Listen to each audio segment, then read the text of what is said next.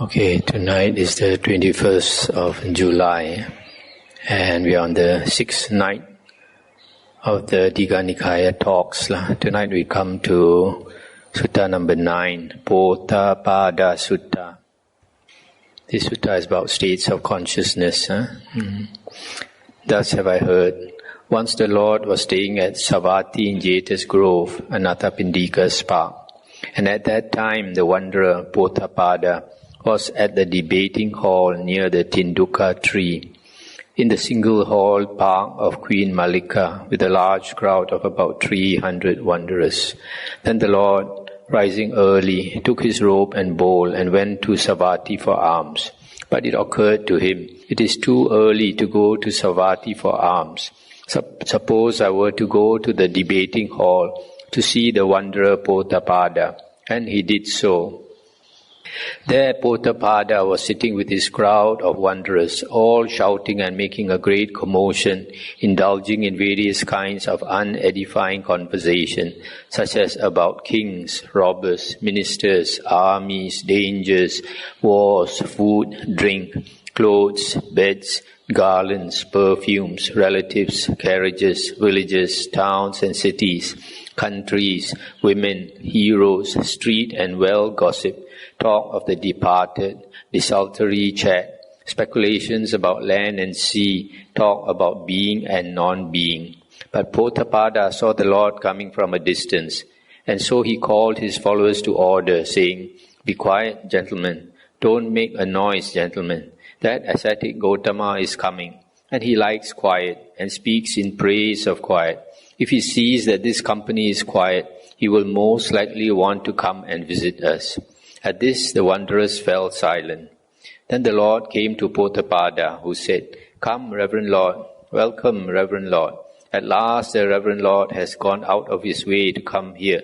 Be seated, Lord. A seat is prepared."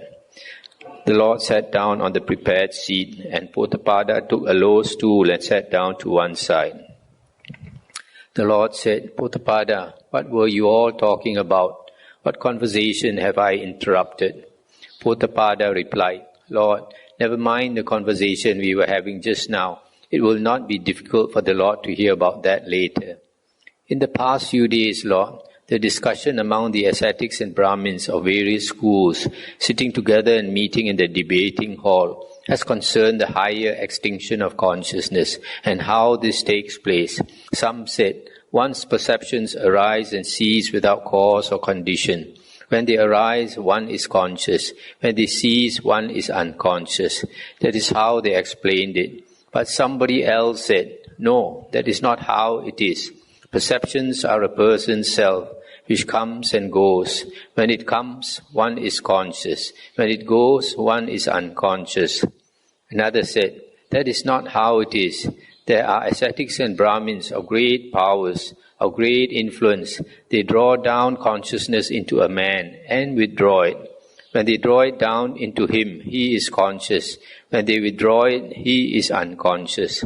And another said, no, that is not how it is. There are deities of great powers, of great influence.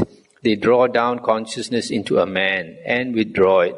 When they draw it down into him, he is conscious. When they withdraw it, he is unconscious. It was in this connection that I thought of the Lord. Surely the Blessed Lord, the Welfarer, He is supremely skilled about these matters. The Blessed Lord well understands the higher extinction of consciousness. What then, Lord, is this higher extinction of consciousness?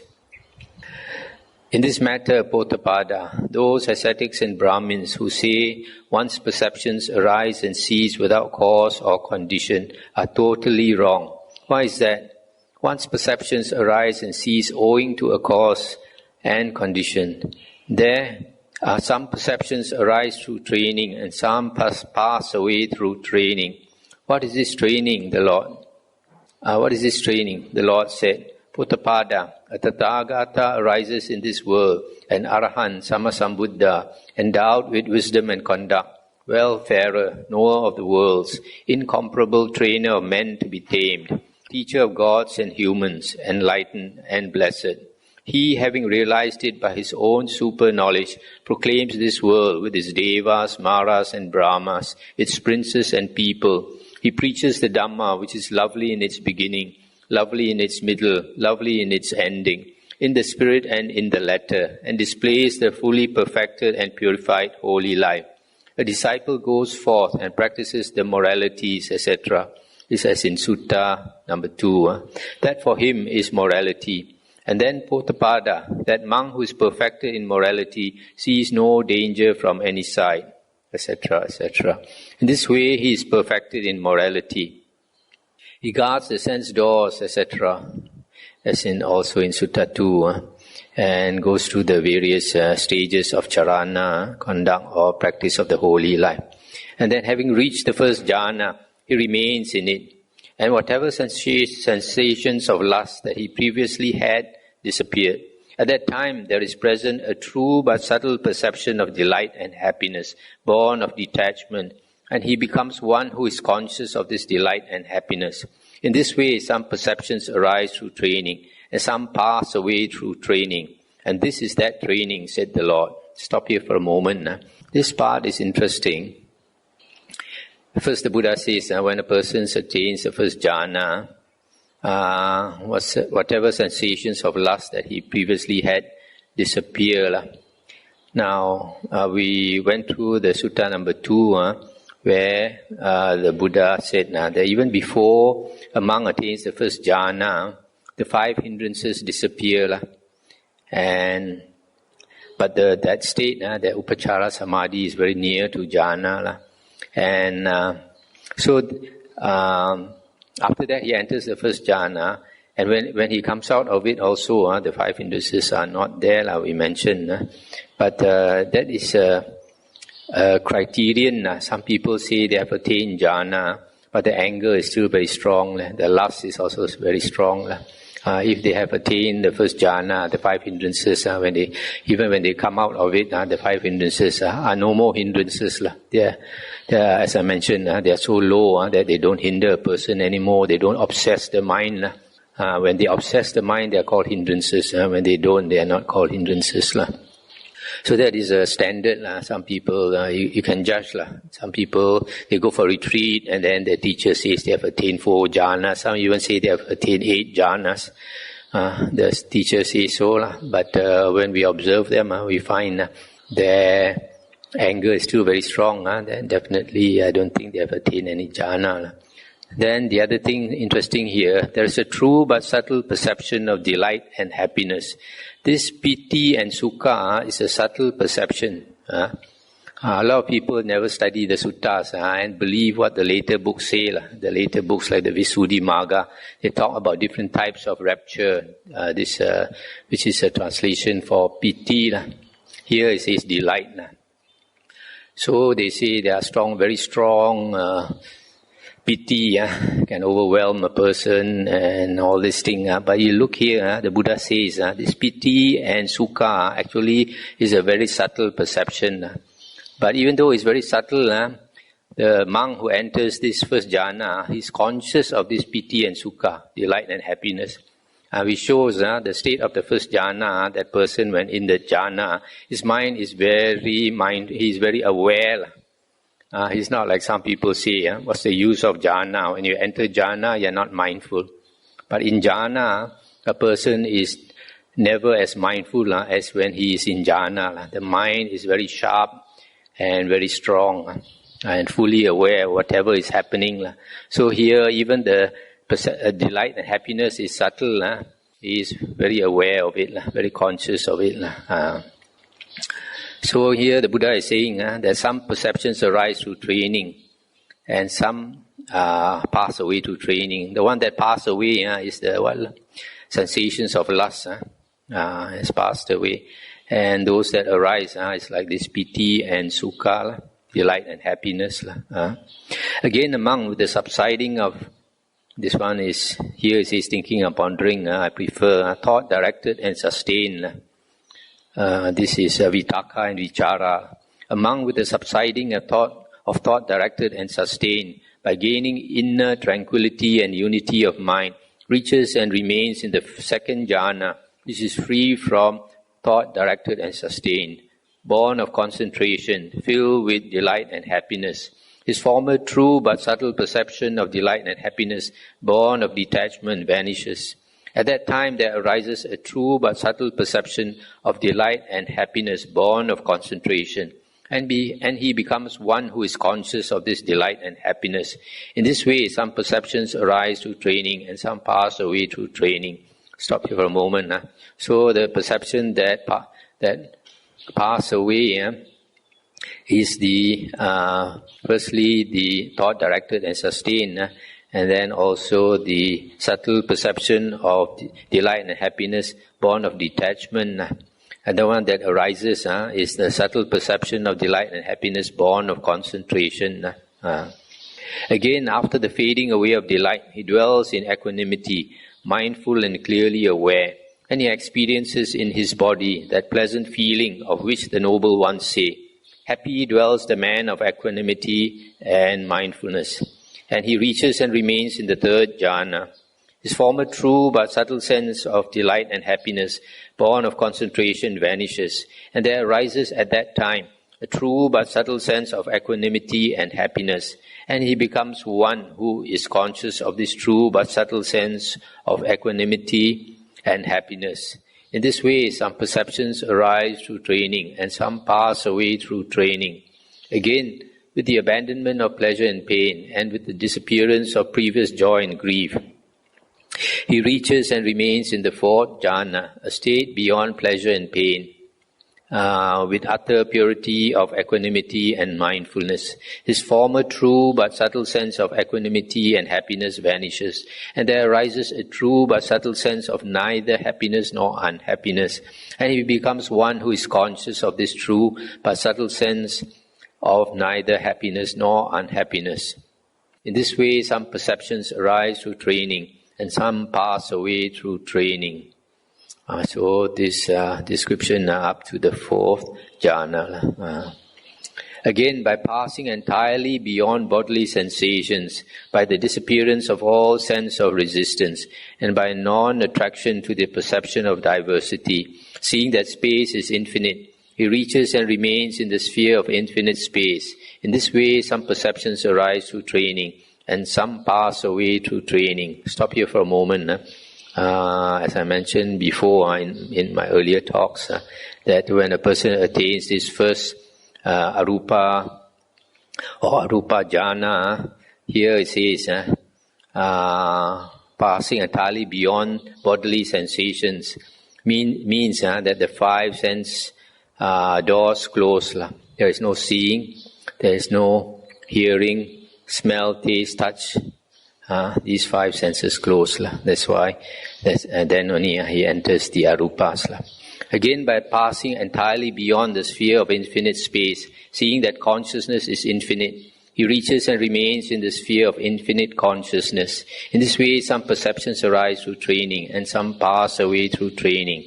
Again, by passing entirely beyond the sphere of infinite consciousness, seeing that there is no thing, he reaches and remains in the sphere of no-thingness, and he becomes one who is conscious of this true but subtle perception of the sphere of no-thingness.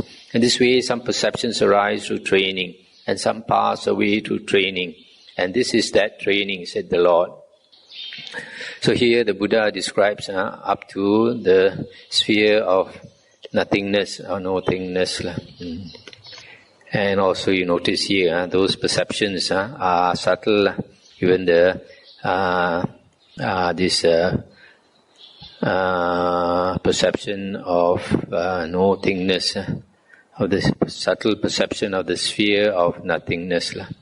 Potthapada, from the moment when the monk has gained this controlled perception, he proceeds from stage to stage till he reaches the limit of perception. When he has reached the limit of perception, it occurs to him, mental activity is worse for me. Lack of mental activity is better. If I were to think and imagine, these perceptions would cease, and coarser perceptions would arise in me. Suppose I were not to think or imagine. So he neither thinks nor imagines, and then in him just these perceptions arise. but other coarser perceptions do not arise. He attains cessation, and that Potthapada is the way in which the cessation of perception is brought about by successive steps. Stop here for a moment. When a person attains cessation of perception, it also means that he attains cessation of consciousness. Because the sutta say, once a person has consciousness, it must come together with the other aggregates, making the five aggregates. And so that's why when perceptions cease, consciousness, feeling, etc. cease. So you look how the Buddha describes how to attain this cessation of perception. This monk, he attains to a high stage, reaches the limit of perception. He goes through the sphere of nothingness, and after that, this neither perception nor non-perception, and that is the very limit. And then he decides that not to think or imagine. This, if you remember the dependent origination, the 12 links of dependent origination, avijja paccaya sankhara, sankhara paccaya viññāṇaṃ. Ignorance conditions sankhara. Sankhara I like to translate as volition. And volition conditions viññāṇa, which is consciousness. So if a person has any volition at all, consciousness will start.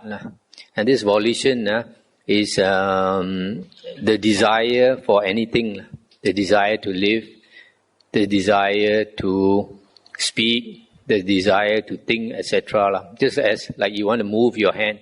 Before you can move your hand, you must have the desire to move your hand, right? The intention, right? And then only you can move your hand. So similarly, for anything to happen, there must be the volition, and that is sankhara. So once you have sankhara, any desire at all, then consciousness will flow, and samsara will continue. That's why when a person wants to attain liberation, he will give up desire for anything, even his life also, he gives up. And then only the mind will stop working. So here, that's why the Buddha says, he decides not to think or imagine, just don't want the mind to do anything, to act at all. Then the perceptions do not arise. So the only perception he has is that he is aware that he doesn't want to think, doesn't want to move his mind. So when he doesn't want to move his mind, I guess after some time he attains cessation, the mind stops working. What do you think, Potthapada? Have you heard of this before? No, Lord.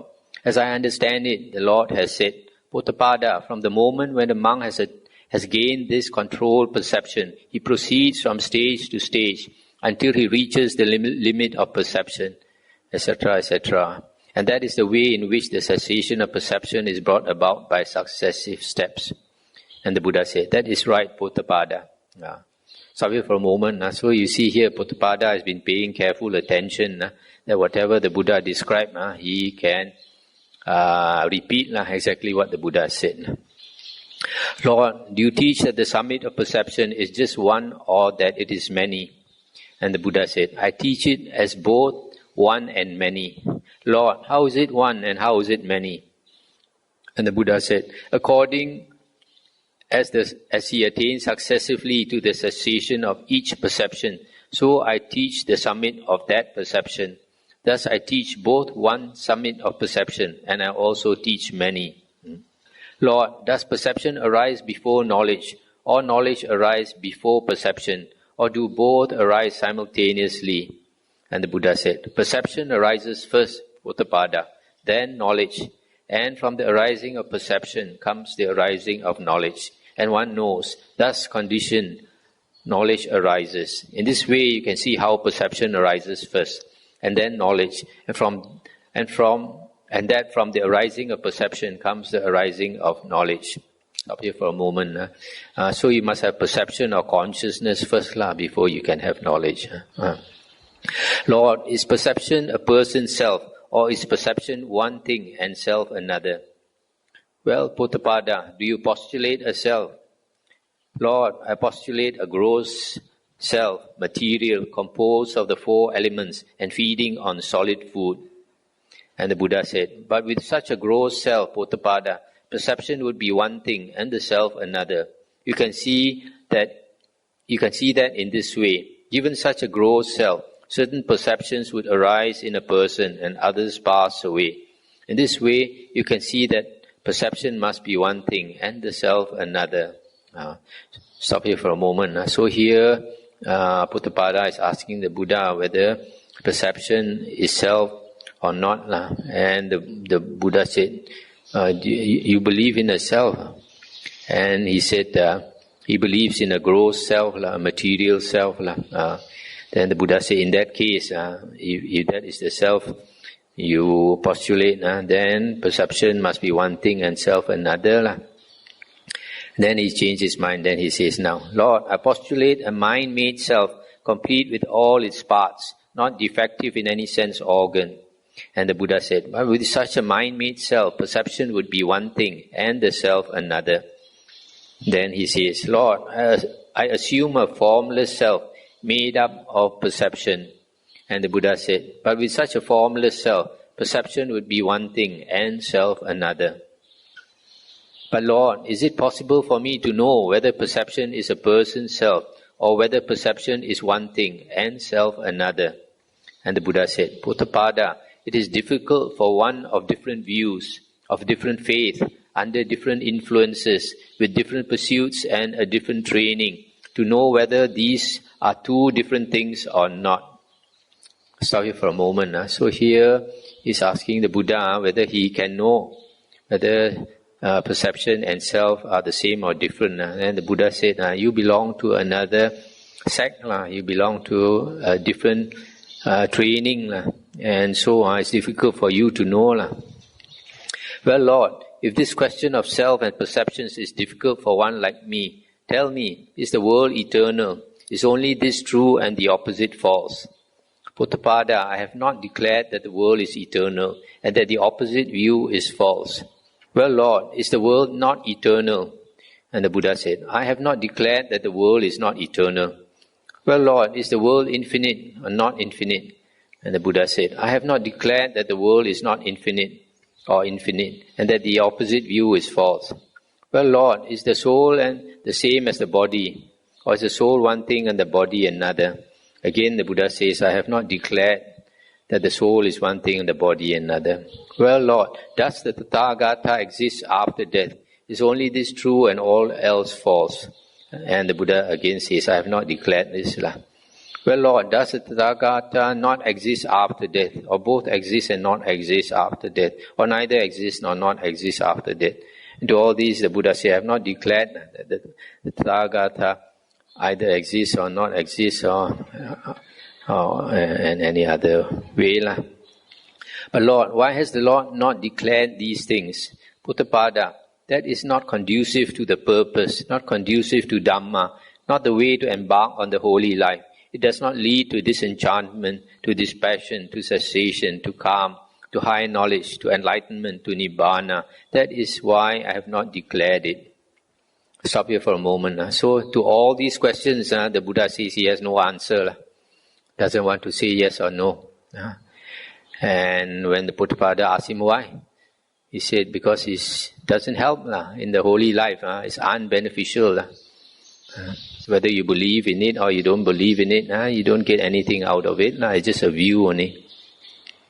But Lord, what has the Lord declared? Potthapada, I have declared this is suffering. This is the origin of suffering. This is the cessation of suffering. And this is the path leading to the cessation of suffering. But Lord, why has the Lord declared this? Because, Potthapada, this is conducive to the purpose, conducive to Dhamma, the way to embark on the holy life.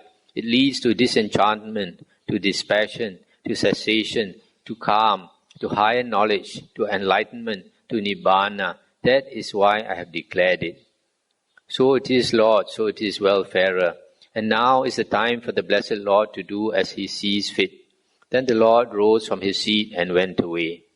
Then the wanderers, as soon as the Lord had left, reproached, sneered and jeered at Potthapada from all sides, saying, "Whatever the ascetic Gotama says, Potthapada agrees with him. So it is, Lord, so it is, welfarer. We don't understand a word of the ascetic Gotama's whole discourse. Is the world eternal or not? Is it finite or infinite? Is the soul the same as the body or different? Does the Tathagata exist after death or not, or both or neither?" Potthapada replied, "I don't understand either about whether the world is eternal or not, or whether the Tathagata exists after death or not, or both or either. But the ascetic Gotama teaches a true and real way of practice which is consonant with Dhamma and grounded in Dhamma. And why should not a man like me express approval of such a true and real practice, so well taught by the ascetic Gotama?" Stop here for a moment. So you see, his disciples could not follow the Buddha's Dhamma, could not follow the Buddha's argument at all. And they were annoyed that Potthapada agrees with the Buddha. 2 or 3 days later, Chitta, the son of the elephant trainer, went with Potthapada to see the Lord. Chitta prostrated himself before the Lord and sat down to one side. Potthapada exchanged courtesies with the Lord, sat down to one side and told him what had happened. And the Buddha said, "Potthapada, all those wanderers are blind and sightless. You alone among them are sighted.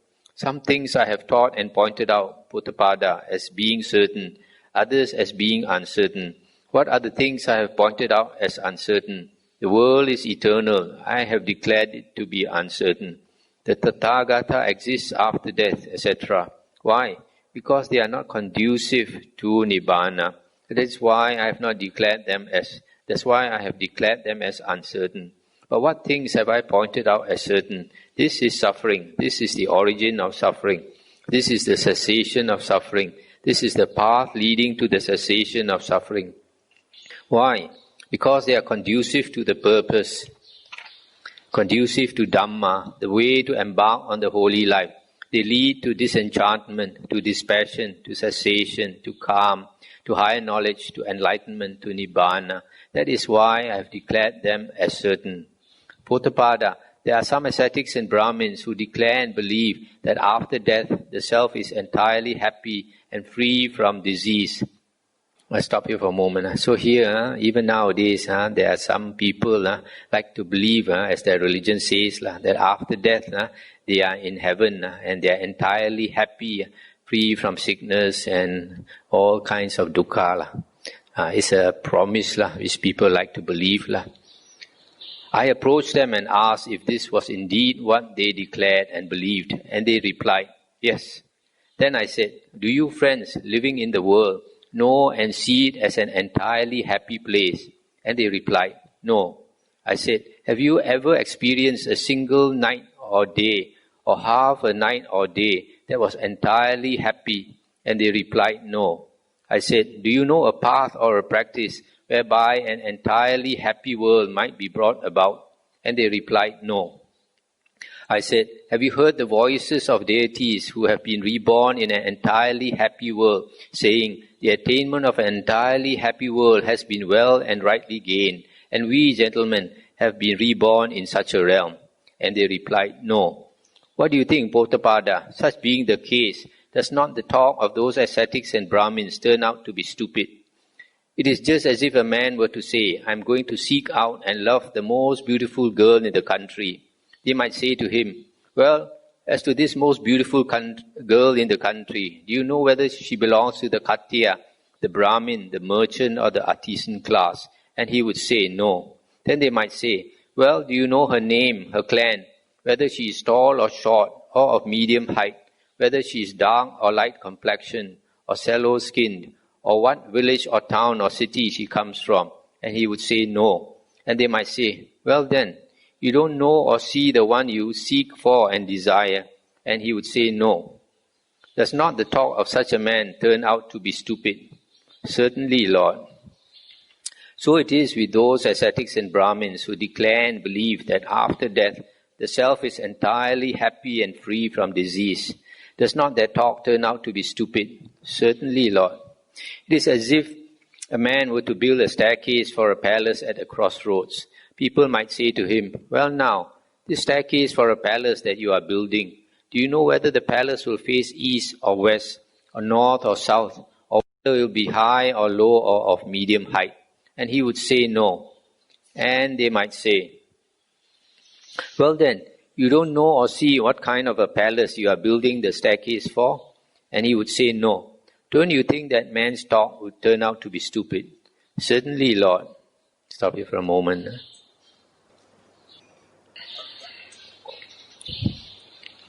So here, the Buddha is saying that there are some people who believe that after death they'll be entirely happy with no sickness whatsoever, 100% happy. Then the Buddha asks whether they know anything about that state, whether they have met anybody who came back from that place and all that. And they said no. So then the Buddha said, it's just stupid talk, just like a person claims to love the most beautiful girl in the country but never met her, doesn't know whether she's tall or short or fair or dark or anything. And similarly, a person who wants to build a staircase for a palace but he doesn't know what the palace looks like, where to put the staircase also he doesn't know. So the Buddha says all this is stupid talk. Potthapada, there are three kinds of acquired self or presumed self. The gross acquired self, the mind-made acquired self, the formless acquired self. What is the gross acquired self? It has form, is composed of the four great elements, nourished by material food. What is the mind-made self? It has form, complete with all its parts, not defective in any sense or organ. What is the formless acquired self? It is without form and made up of perception. But I teach a doctrine for getting rid of the gross acquired self, whereby defiling mental states disappear, and states tending to purification grow strong, and one gains and remains in the purity and perfection of wisdom here and now, having realized and attained it by one's own super-knowledge. Now, Potthapada, you might think, perhaps these defiling mental states might disappear, and one might still be unhappy. That is not how it should be regarded. If defiling states disappear, nothing but happiness and delight develops, tranquility, mindfulness and clear awareness, and that is a happy state. I also teach a doctrine for getting rid of the mind-made acquired self. I also teach a doctrine for getting rid of the formless acquired self. Potthapada, if others ask us, what friend is this gross acquired self whose abandonment you preach? Being so asked, we should reply, this is that gross acquired self for the getting rid of which we teach a doctrine. If others ask us, what is this mind-made acquired self? Similarly, the Buddha says, this is that mind-made acquired self. If others ask us, what is this formless acquired self? What do you think, Potthapada? Similarly, the Buddha says that this is that acquired self. What do you think, Potthapada? Does not that statement turn out to be well-founded? Certainly, Lord. It is as if a man were to build a staircase for a palace which was below that palace, and they might say to him, well now, this staircase for a palace that you are building, do you know whether the palace will face east or west or north or south, or whether it will be high, low or of medium height? And he would say, this staircase is right under the palace. Don't you think that man's statement would be well-founded? Certainly, Lord. In just the same way, Potthapada, if others ask us, what is this gross acquired self? What is this mind-made acquired self? What is this formless acquired self? We reply, this is that gross or mind-made or formless acquired self, for the getting rid of which we teach a doctrine, whereby defiling mental states disappear, and states tending to purification grow strong, and one gains and remains in the purity and perfection of wisdom here and now, having realized and attained it by one's own super-knowledge. Don't you think that statement is well-founded? Certainly, Lord. At this, Chitta, son of the elephant trainer, said to the Lord, Lord, whenever the gross acquired self is present, would it be wrong to assume the existence of the mind-made acquired self or of the formless acquired self? Does only the gross acquired self truly exist then? And similarly with the mind-made acquired self and the formless acquired self. And the Buddha said, Chitta, whenever the gross acquired self is present, we do not at that time speak of the mind-made acquired self. We do not speak of a formless acquired self. We speak only of a gross acquired self. Whenever the mind-made acquired self is present, we speak only of a mind-made acquired self. And whenever the formless acquired self is present, we speak only of a formless acquired self. Chitta, suppose they were to ask you, did you exist in the past or didn't you? Will you exist in the future or won't you?